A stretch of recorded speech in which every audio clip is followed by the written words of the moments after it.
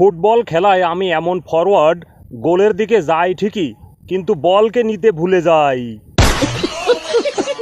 Football খেলায় আমার দৌড়ানো দেখে কচ্ছপ আত্মবিশ্বাস ফিরে পায় আর মিটিমিটি হাসে। ফুটবল খেলতে নামলে আমি এত দৌড়াই, মাঝে মাঝে ফুটবলটিও আমাকে খুঁজে বেড়ায়। ফুটবল খেলায় আমার একটা বিশেষত্ব আছে, আমি যেদিকে শট মারি বল তার উল্টো দিকে যায়। ফুটবল খেলার সময় মাঠে আমার পজিশন এত রহস্যময় যে জিপিএস দিয়েও আমাকে খুঁজে পাওয়া যায় না।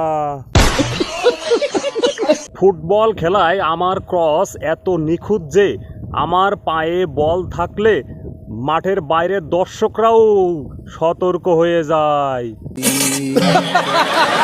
ফুটবল খেলায় আমার প্রতিপক্ষ দল নয়, ফুটবলটি নিজেই। আমার পায়ে বল আসতে চায় না, বল আসলেও মারলে যেতে চায় না। ফুটবল খেলতে নামলে সবাই জিজ্ঞাসা করে তুমি কোন পজিশনে খেলো, আমি বলি ভুল পজিশনে। ফুটবল খেলায় আমি গোল এত নিখুঁতভাবে মিস করি যে কোচ মনে হয় আমাকে শিখিয়েছে কিভাবে গোল মিস করতে হয়। ফুটবল খেলায় আমি এমন অলরাউন্ডার, নিজের দল এবং প্রতিপক্ষ দল উভয় দলের খেলায় আমি নষ্ট করে ফেলি।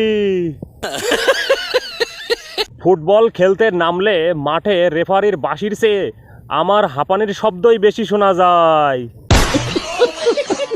ফুটবল খেলতে মাঠে নামলে নিজেকে মনে হয় মেসি, 5 মিনিট পরেই মনে হয় হুপিং কাশির রুগী।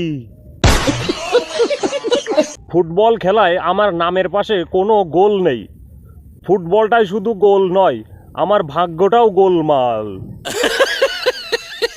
ফুটবল খেলতে নামলে নিজেকে মনে হয় সুপারস্টার, 5 মিনিট পরেই স্ট্রেচারে ওঠার অবস্থা।